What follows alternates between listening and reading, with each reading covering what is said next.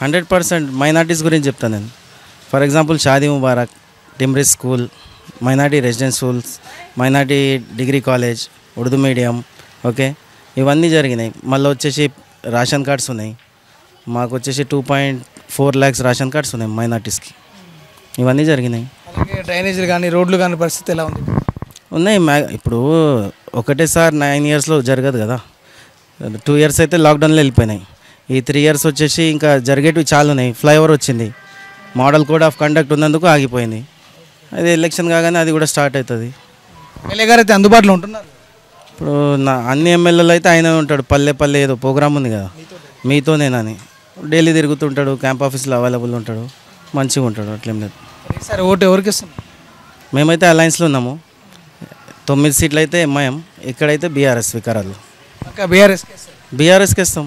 మా సార్ చెప్పిండు కదా, అసదుద్దీన్ ఓవైసీ గారు చెప్పారు బీఆర్ఎస్ చేయమని.